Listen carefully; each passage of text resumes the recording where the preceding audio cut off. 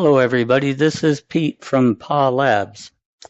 And I've been wanting to start this playlist on uh, paint.net.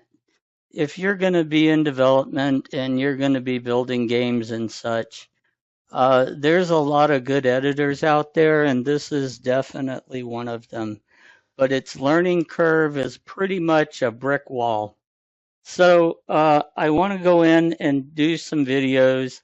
Uh, I'm currently working on Wargame, and I've decided to add some new rules to the game for resupply. And this, what you're looking at here, this 136 alpha 256 is solid. So this is my movement hex. Okay.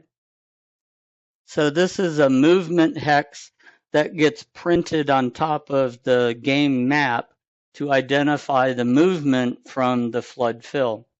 So what I've decided is when you build new units from a city, new units can only be built within 1 hex of the town that it's of the city, and you can resupply units within a distance of 5.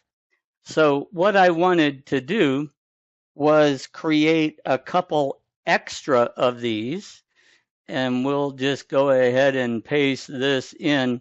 If you do a Control C, or you can do a copy and have it with a select all and then copy, then you can paste into new image and then edit, paste into new image again. And since I don't want to step on my original, I'm going to get it out of the way. So now over here, you have the toolbars, and this is the tools that you work with in playing with your image. I also have the color panel up, and I have the layers panel up. And those are the predominant working panels that you'll deal with at all times. Now, you can collapse the color panel down to a little bit smaller, but for when you're doing stuff like this here, you don't want that. And I'm going to show you a real cool trick that I learned or figured out, whatever. What I'm going to do is select the magic wand and then click the area, and it will highlight all the pixels of that color, give or take 50%. I can call that down to 1 if I wanted. It's no big deal. But here's the cool part. So I'm on layer 1, and this is the new color I want to paste, okay? So rather than paste on top of this, which would add the 2 layers together, what I'm going to do is add a new layer by clicking the plus sign over here. And if you notice, layer 2 is now active. Layer 1 is what I did the select on. So I have the exact same shape. So now what I'm going to do is pour my new color of same alpha opacity into there. And then I can come over here and delete out the yellow, and that leaves me with a blue opacity hex. And now I'm going to do the same thing to this one to allow me to create a green. And what we'll do is we'll insert a new one there.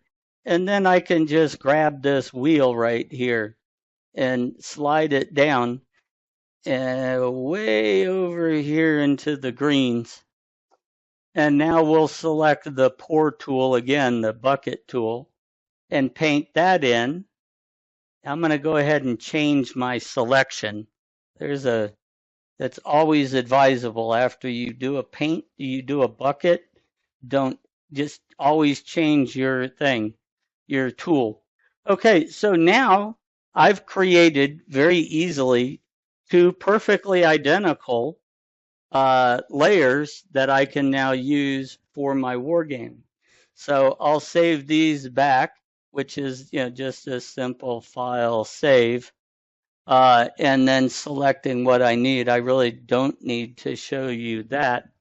What I would like to say is I'm going to be introducing a lot of little video clips on this, and I hope you all appreciate them. Thanks for watching.